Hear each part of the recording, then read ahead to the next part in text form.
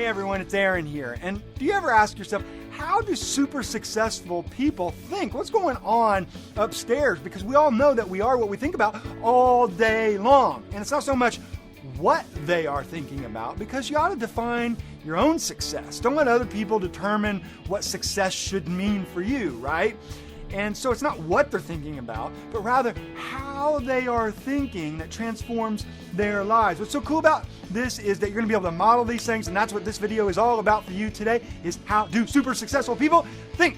The first one is this. They raise their standards. They just raise their standards. They're always thinking about these things. You know, one of the most significant people of our generation, Anthony Robbins, once said, you know what, I was broke spiritually, I was broke emotionally, I was broke just how I thought about the world, I was broke financially broke, and now he's out there impacting millions of people's lives and speaking on stage, writing books, and doing all these wonderful things to help serve humanity. And he said, you know what, the number one thing that changed his life at a particular time that took him from broke and all that to impacting people's lives is raising his standards. And here's why. Your standards are tied and tethered to your identity. And your identity, you know, it's not identification, like that's what other people think of you, but your identity is who you think you are, how you perceive your life. And when you raise your standards, it's like, this is who I'm going to be.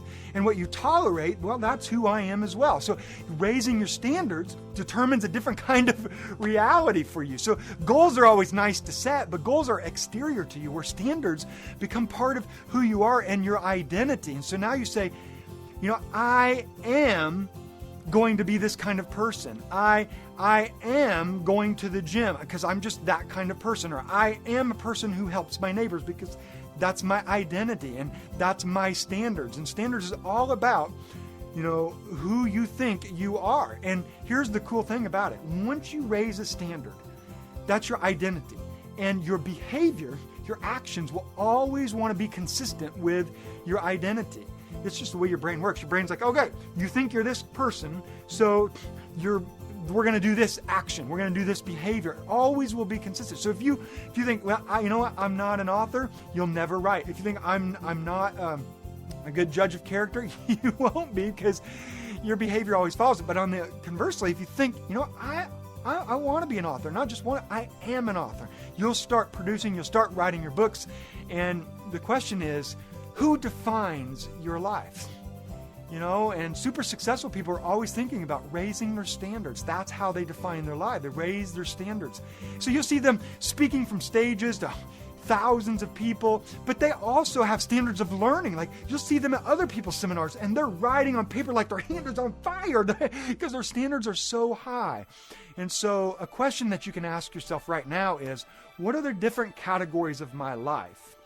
My health, the way I eat, the way I treat my body, my spirituality, my friendships, my family, my finances, my goals, and ask yourself, where can I raise a standard in each of these different categories? And every Sunday night, just sit down and say, okay, I raised my standard in this last week. Can I go a little bit higher? Or maybe one over here. I want to get it up a notch. Or I'm killing it over here. I'm crushing it. But I just want to take it up even, see if I can go up even higher, is to just raise your standards. That's step number one. Another way they think, how they think about things, is they're always replacing their thoughts. I think about Dr. Wayne Dyer, the late, great, Wayne Dyer, who wrote all these books and sold millions of copies and impacted millions of people's lives, came up with that statement, change your thoughts, change your life. Probably, parroted a little bit of Norman Vincent Peale, change your thoughts, change your life. Or the Apostle Paul, who said, do you want transformation in your life? Then renew your thoughts all the time. Just constantly renew your thoughts. And all these people, they know that you're the culmination of yesterday's thoughts. And tomorrow you're going to be a person based on what you're thinking about all day long today. And most people, they're going through reality in their days saying, well, because I did this, or because X happened, I'm Y person. So this is their identity. Based on an event, a circumstance, some occurrence in their life. Because I slipped on the dance floor at the sock hop in 7th grade, I'm not a good dancer. So they never dance anymore. Because I got a C on my freshman midterm in college, I could never write books. So I'm not an author. And they make that their identity statement.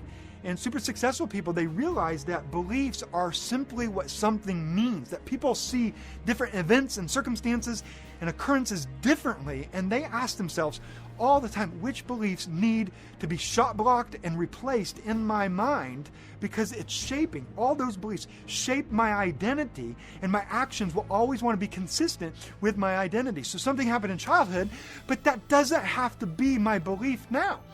Or something didn't pan out, but they don't think in terms of scarcity. Why do I need to think that there's not enough to go around? Why is that belief in my head? Why can't I have a law of abundance in my head where it's, you know what? There's enough to go around. I can serve, I can give everything away. I can give all my ideas away. I can give all my possessions away, and things will just flow back. I mean, there's enough to go around in life, isn't there? And so they don't let circumstances and events shape their identity, but rather vice versa.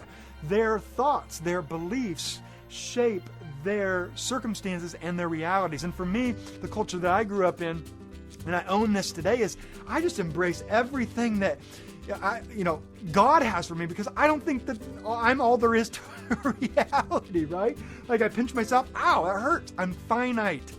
And so I think there's more to it, and I embrace everything that he has and everything she or he believes about me, which is loves me and thinks I'm valuable and have dignity and worthwhile and is for me. And how empowering is that impacts my identity.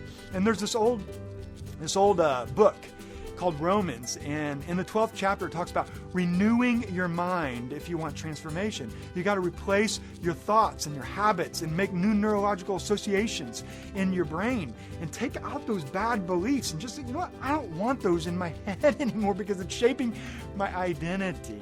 And it leads to this word called metamorpho. Say that 5 times fast. Metamorpho. And that translates to the word metamorphosis, which is like the caterpillar to the butterfly. There's this great book called Hope for the Flowers, and there's these 2 caterpillars, and they're going around one day, and one says, you know what, there's got to be more than this life. There's got to be more that's fulfilling and satisfying. And the other one's like, you know what, we're good, we got food, grass, we got shade, sunshine, we're good. And the other one's like, no, there's got to be more. And so it's like, we got to go explore. So they explore, they come to this tree where there's literally hundreds of thousands, if not millions of caterpillars climbing this tree up to the clouds. And one caterpillar says, there must be something up there in the clouds. Like something that fulfills us caterpillars and satisfies our lives. And the other one goes, I'm not going. I don't, everyone looks like they're in a hurry, and I don't want to be in a hurry in my life. Everyone looks like they're being mean to each other to climb to the top, and I don't want that. And the other one goes, but I just need to know. So he starts that journey, and the other one stays behind and climbing. In order to climb, he's got to push other people down. It doesn't sound like corporate, does it? Push down, and people are yelling at each other, caterpillars are yelling at each other, climbing to the top. And as he's climbing, the other one's down here, and a butterfly comes over and says, hey, Mr. Caterpillar. And the caterpillar says, hey, Mr. Butterfly, what are you doing? And Mr. Butterfly says, I have something to show you. Would you like to come with me and see more than you've ever seen before? And the caterpillar goes, but we don't do butterfly things. We're caterpillars. And after a whole conversation, the butterfly somehow, how do you do that? How do you convince somebody that there's a reality beyond their reality? But that's what the butterfly did. Experience, hey, Mr. Caterpillar, you can experience something more. So the caterpillar goes. And then the butterfly says, just hang from that tree for a little while and see what happens. I'm going to hang upside down. And so isn't that true, though? We have beliefs in our head, and it's like, hang upside down? That's ridiculous. I couldn't do that. And what's the point of that? And the butterflies just be consistent with it. And so the caterpillar said, I'll hang upside down. And you know the story. Turns into a butterfly. Transformation. Flies over to the other tree. Spots the other caterpillar who's made it to the top. And there's nothing up there. Even though you make it to the top. And the caterpillar looks at the butterfly and says, is that you? Is that my friend? And the butterfly, yeah. Why don't you come down and I got something to show you. And you'll be able to step into a different reality. And the caterpillar said, but I'm a caterpillar. And we do caterpillar things. And I won't, spoil the story for you. You should go get the book. But the good news is that you can renew things in your past. You can renew old bad thoughts and beliefs, and you can replace the bad thoughts with better and awesome and good news type of thoughts. And you can renew your identity. So that guy or that gal that broke your heart, that doesn't mean that all guys in relationships are going to fail and all gals are, they're going to hurt you. But rather you can renew those things. You can redeem those things. And if a job, did something bad to you, someone at the workplace, that's renewable. Something happened in your family that's just really, really horrible. There's something that can be renewed about that. And that's super encouraging for your life. And you don't have to be what other people have said you have to be. You don't have to be that person. So here's what you can do here. Take out a piece of paper and draw a line in the middle. And on the left side, write out some, 5 to 10 beliefs that you're holding currently that keep reoccurring in your mind, and you don't want them there anymore. Write them out, and then on the other side of the line, write 5 to 10 beliefs that you want to replace. They're better beliefs, and you want to put those in your brain. And just start, every time these beliefs over here, the ones that are bad beliefs, pop back into your brain. And that's why we renew. Renew is an active verb that says do this all the time, because these beliefs over here are going to continually pop up because we've trained our brain to think that this is our identity, and our behavior is matching that identity. So we never accomplish what we want to accomplish, even though we know it's out there for other people. And maybe for us, we never do it because our identity has never changed. And so put these new beliefs in your head over time. You make new neuroassociations in your brain, and you'll walk right into a reality that you would love to live. So that's number 2, replace their thoughts. Super successful people are always doing this in their head. The third one is this: they ruminate on what's possible. They ruminate on what's possible. So when other people are freaking out, like, oh no, this person's horrible, or that circumstance is a disaster, super successful people are asking, what is possible here? Even in dire circumstances, especially in dire circumstances. They're saying, what does this now make possible? And when other people, like news media outlets, are like, this gender's a horrible gender, or can you believe these people? They're just terrible. Or these people are racist, or these people are not racist, or the Democrats are awesome, or the Republicans are awesome, or these people are horrible, demonizing everybody. And those Muslims, they're just going to kill everybody. And those Christians and their crusades, and they're horrible people. And those atheists, oh, don't get around an atheist. They're just really bad people. We demonize everybody. And super successful people think, you know what? What's possible here? Is it possible that we could forgive people? Is it possible to have peace? And other people are like, peace? There's no way. And super successful people say, maybe there is a way.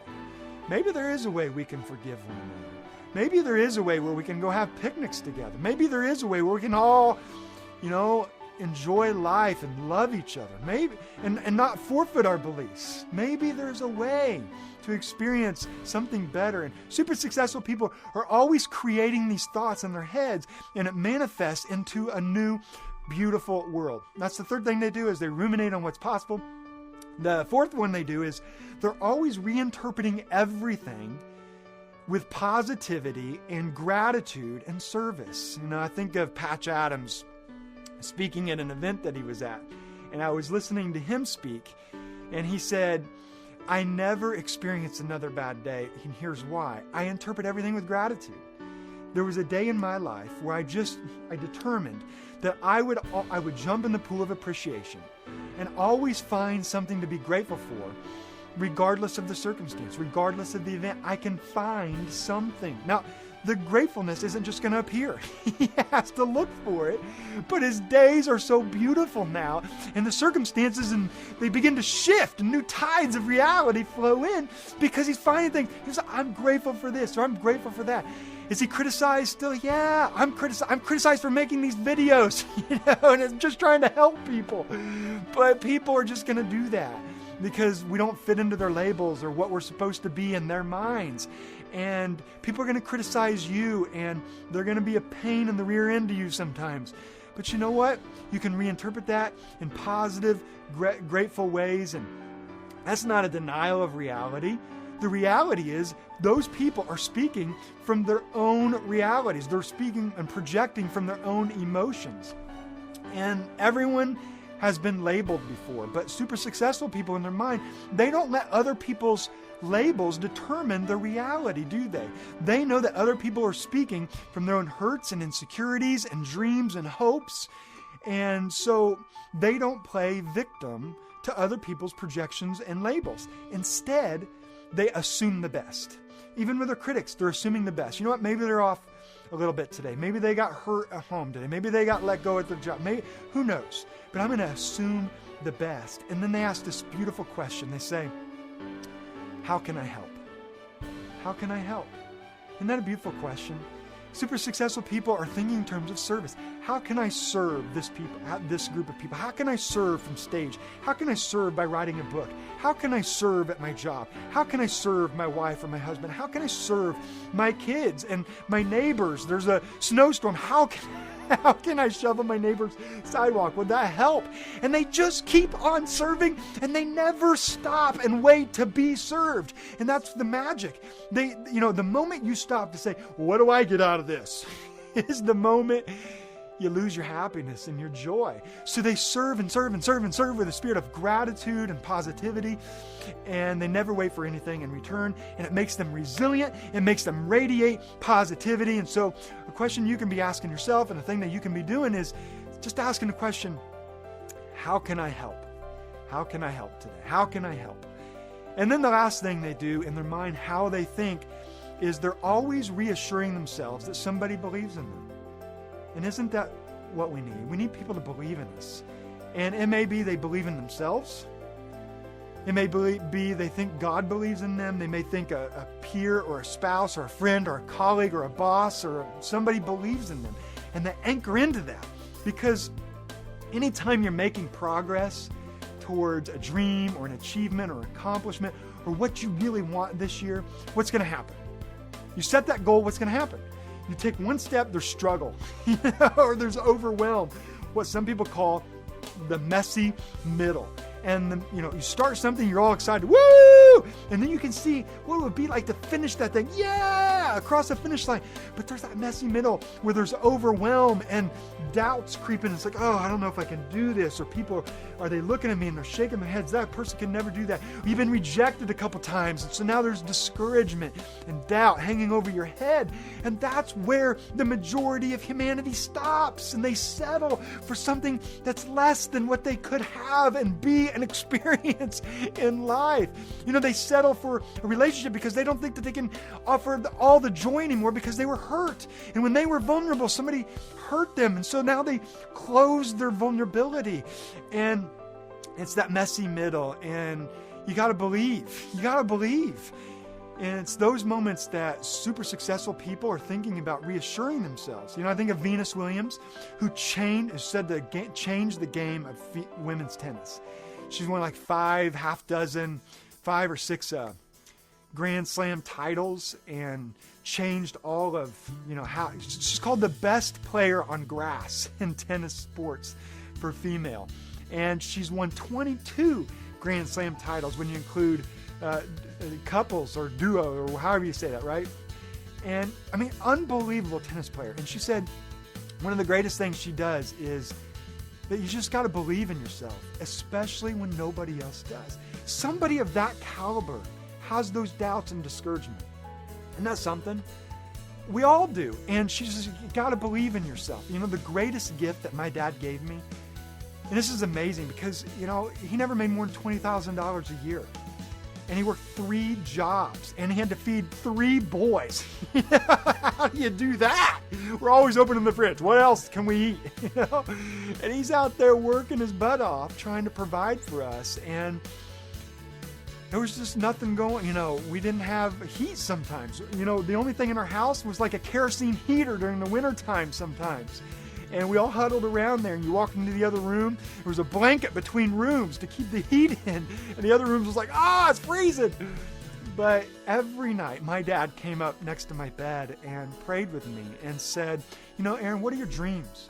What do you want? What are your passions? What's your purpose? And I would tell him, and he would just say, I believe in you, son. That's the greatest gift anybody can give another person. And my dad gave me that. And I think about, toddlers. You ever seen a toddler try to walk?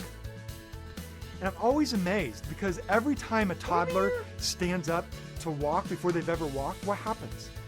Boom! They crash and they fall down. And they grab couches, they grab your leg, they grab dressers, they grab kitchen counters. They're trying to stand up, and every time they fall, and it's like, what are you thinking about? Because you fall every time, and sometimes you fall on your head, and you fall on your butt, and you fall on your arms, and it's gotta hurt. And it does, because they're crying.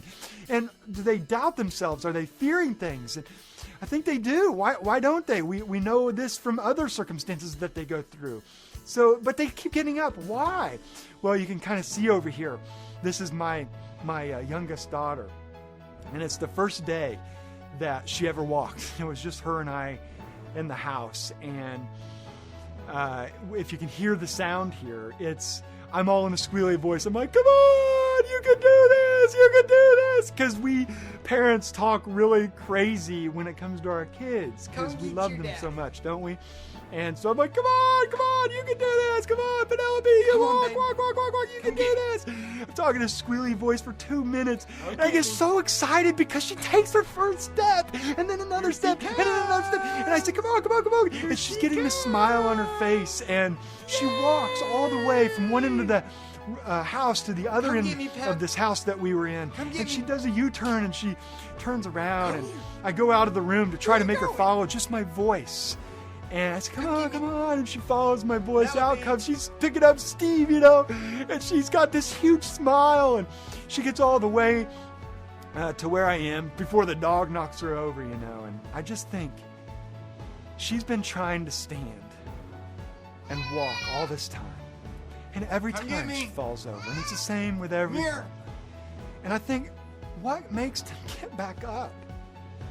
What makes us get back up every time, every single day? And we know that there's struggle and messy middle out there. And what makes her step into a reality that she's yet to discover? And it was that her dad and her mom believed in her. Her older sister believed in her. We kept saying, you can do this. She throw a fit at first, like, I don't want to do this. She's scared, but parents out there, you're like, you can do this. And there's this sense, if dad thinks that I can do this, if mom thinks that I can do this, if older sister thinks that I can do this, maybe I can do this. I've never had wings before, but maybe I can become a butterfly. Maybe I can step into another reality. And listen, that's what she did. She took her steps and she stepped into another reality that she had yet to discover.